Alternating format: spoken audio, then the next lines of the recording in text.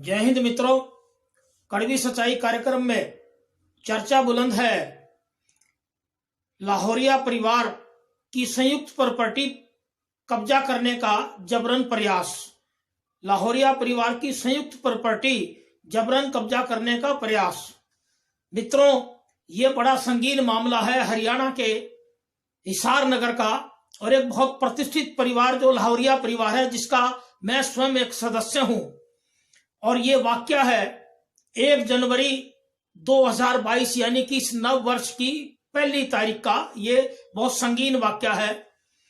हमारा जो लाहौरिया परिवार बहुत बड़ा परिवार है, हिसार का बहुत प्रतिष्ठित परिवार है।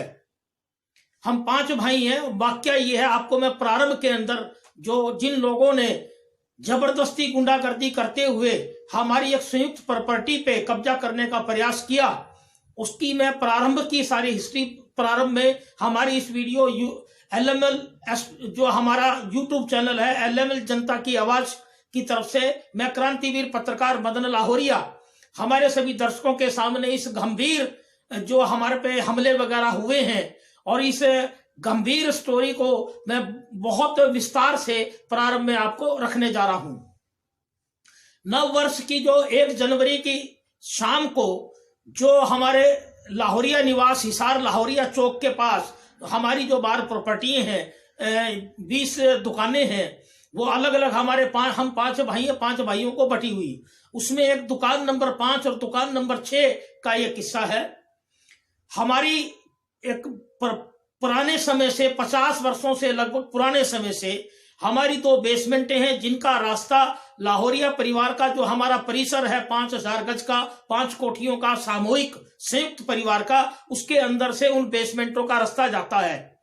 5 नंबर 6 नंबर दुकान हमारे भाई राजेंद्र लाहौरिया जी की थी और उन्होंने 2006 में 2 दुकानदारों को बेच दी थी।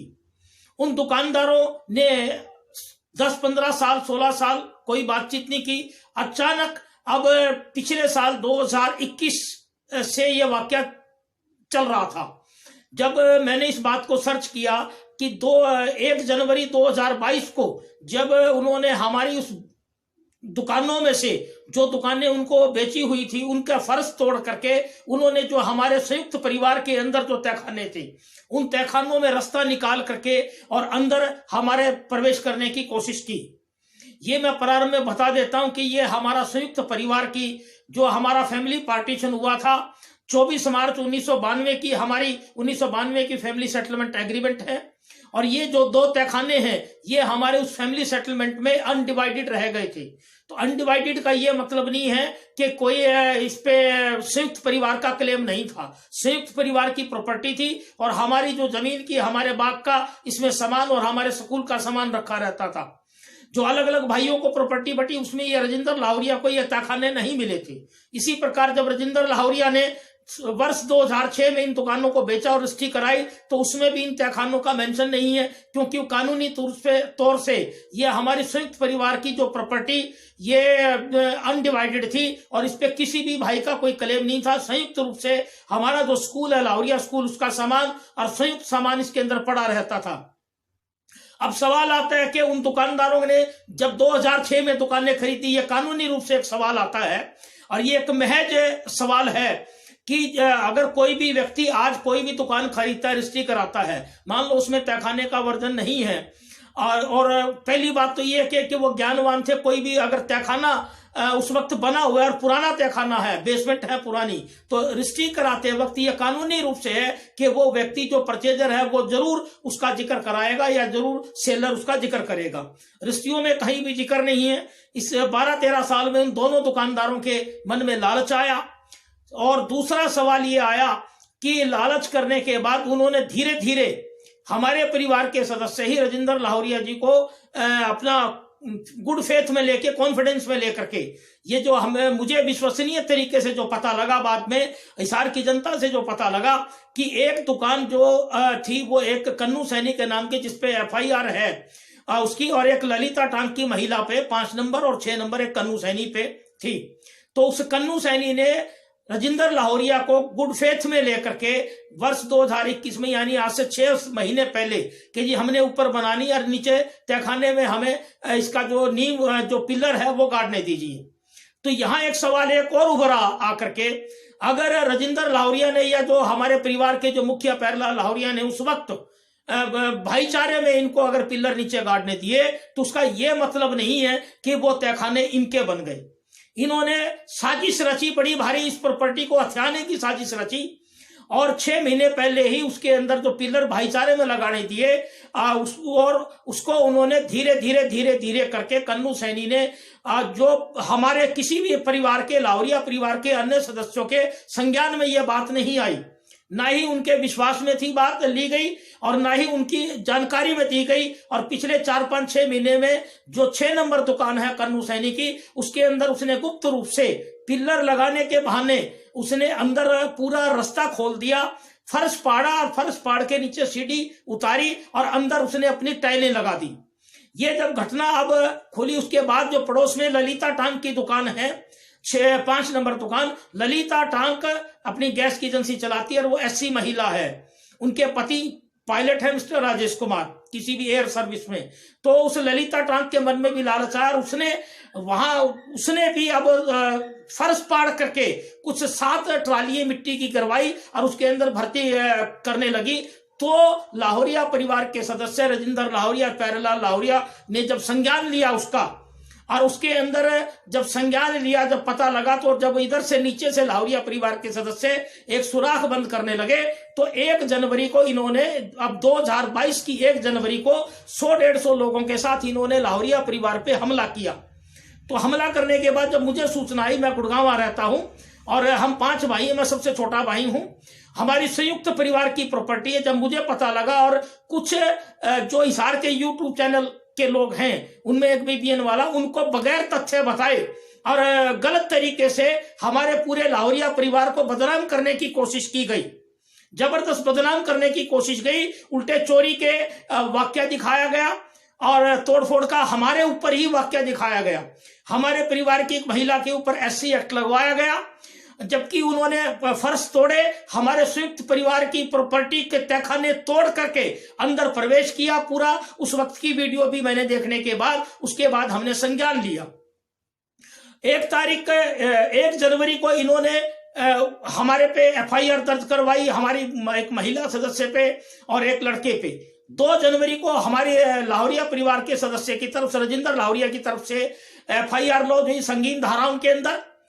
और उस 2 दिन के अंदर जो अब मैं हमारे सभी दर्शकों को बता देना चाहता हूं, और ये जो आरोपित परिवार है, ये बता देना चाहता हूं मैं खुलेआम हमारे यूट्यूब चैनल के माध्यम से, और लाहौरिया परिवार का एक स्तंभ होने के नाते और स्वर्गीय लाला जुगुल किशोर लाहौरिया के पुत्र होने के नाते मैं मदन लाहौरिया ये बता देना चाहता हूं कि नुकसान हमारा किया गया, हमारी संयुक्त प्रॉपर्टी के तहखानों को तोड़ा गया, गैर कानूनी तरीके से डकैती डालने का प्रयास किया गया।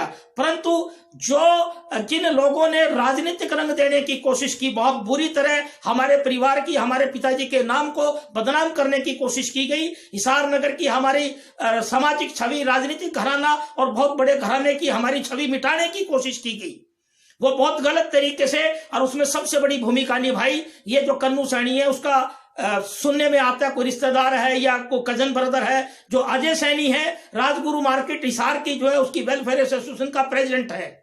माना कि वो राजगुरु मार्केट का प्रधान है, परंतु किसी भी व्यापारी के होने के नाते उसका ये दायित्व तो नहीं बनता कि वो इसको राजनीतिक रंग दे। मेरे पास वो वीडियो सेव है, उसने बहुत बुरी तरीके से हमारे परिवार को लपेटना चाहा है। माना कि मान लो मेरे भाई राजेंद्र लाहौरिया जी ने कोई बात आपसे गलत की, मैंने ये बात भी पहले, एक पत्रकार ने मेरा इंटरव्यू लिया था ऑनलाइन, मैंने ये बात खुले दिल से रखी कि माना कि मेरे भाई राजेंद्र लाहौरिया से उसका कोई लेन देन है, उसका ये मतलब नहीं है कि सार्वजनिक तौर पे हमारे लाहौरिया परिवार पे लांछन लगाए और गलत झूठे आरोप लगाए। उन्होंने राजनीतिक रंग देने की कोशिश की, परंतु परमात्मा देख रहा था और हिसार नगर देख रहा था और हमें न्याय पे भरोसा था, पुलिस प्रशासन पर भरोसा था और हमारी कार्यशैली पर भरोसा था। हमने अपना संयम और सब्र कहीं नहीं खोया। उन्होंने जबरदस्त गुंडागर्दी करी। अजय सैनी ने अपना राजनीतिक रंग और अपनी प्रधानगी दिखानी चाहिए और यहां तक वीडियो में कहा कि इनके परिवार की एक एक इंच जमीन नपवा देंगे। मैं पूछना चाहता हूं अजय सैनी से यह बात हमारे यूट्यूब चैनल के माध्यम से कि आज तक का 1947 के बाद से जो मेरे पिताजी का इतिहास है हिसार नगर के अंदर, वो 1 इंच जमीन सरकारी लाभ के लिए कभी हमने, हमारे लाहौरिया परिवार ने नहीं लिया आज तक। हमने अपने नेक कमाई से कमा के मेरे पिताजी ने, आज आपको मैं उदाहरण के तौर पे बता देता हूं, अजय सैनी जी इस बात को जरा गंभीरता से सुने कि मुल्तानी चौक का पार्क आज भी आप पता कर ले कि प्राचीन समय के अंदर मेरे पिता स्वर्गीय जुगल किशोर लाहौरिया की देन है। दूसरा, जो लाहौरिया चौक के पास मस्जिद है उसके पास जो शहीद भगत सिंह पार्क है उसकी हिस्ट्री भी हमने संयुक्त कॉलोनी वालों के साथ मिलकर के वो हमारा केस भी चला था और यहाँ एक गलत तरीके से दे दी गई थी वो जमीन, एक पंचायती जमीन थी पार्क की, उसकी लड़ाई लड़ करके हमने जनता के लिए वो पार्क दिलवाया। आज लाहौरिया चैरिटेबल ट्रस्ट की तरफ से शहर के अंदर ये गवाह है इस बात की कि हमने कोई सरकारी जमीन का लाभ नहीं लिया, आज तक किसी प्रकार की लोगों को जमीनों को नहीं दबाया। हमारे पे खुलेआम गलत आरोप लगाए गए और यहां तक लाहौरिया चौक जो हमारे प्राचीन समय से हमारी बाग की आगे की जमीन दी गई और हमारे पिताजी के द्वारा बनाया गया, उसके द्वारा अब मुख्यमंत्री मनोहर लाल जी खट्टर ने अनावरण किया। ये प्रशासनिक तरीके से हमारे नाम से अथोराइज है पहले से और हमारी जमीन दी हुई है, हमारे बाप की जमीन दी हुई है आगे। ये सड़क चौड़ीकरण के लिए इस चौक पर पैसा भी हमारा लगा है, जनहित के अंदर है।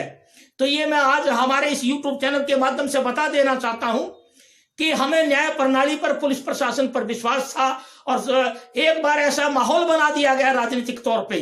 दूसरा, जो मुझे सुनने में आया कि जो एक राजनीतिक पार्टी इनेलो, उसके लोगों ने भी बीच के अंदर शामिल होकर हमारे परिवार की छवि खराब करनी चाहिए। ये जो ललिता टांक है, सुनने में आया कि ये इनेलो की यहाँ की कोई महिला प्रधान है। दूसरा, जो अनुसूरा नाम की लेडीज, मतलब मैं यहां तक बता देना चाहता हूं और मैंने जो हमारे यहाँ के इनेलो के जो जिला प्रधान है उमेश सिंह लोहान जी से भी बात की। मैं संदेश देना चाहता हूं कि इन लोगों ने कानूनी कार्रवाई करने के अलावा कानून अपने हाथ में लिया, जबरन कब्जा करने का प्रयास किया, तोड़फोड़ की, हमारे परिवार की, संयुक्त परिवार की प्रॉपर्टी को तोड़फोड़ की जानबूझ करके, और उसके बावजूद हमारे परिवार की बदनामी करें, राजनीतिक रंग लाते। मैं इनको बता देना चाहता हूं, अनुसूरा जी को भी मैंने फोन करके कहा था कि जिस आप इनेलो की जो जिम्मेवार कार्यकर्ता हैं, उस इनेलो के हमारे चौधरी देवीलाल जी के समय से संबंध है। लाहौरिया परिवार की जो राजनीति और सामाजिकता कोई बताने के मोहताज नहीं है, कोई हमारी छुपी हुई नहीं है। दूसरा, हम अपने प्रशासनिक तरीके से और न्याय की प्रणाली पर विश्वास था। FIR लॉन्च हुई दोनों तरफ से, उसके अंदर इनकी गिरफ्तारी हुई, इन्होंने जमानत ली अपने 3 लोगों की, ललिता टांक, कन्नू सैनी और अजय सैनी की।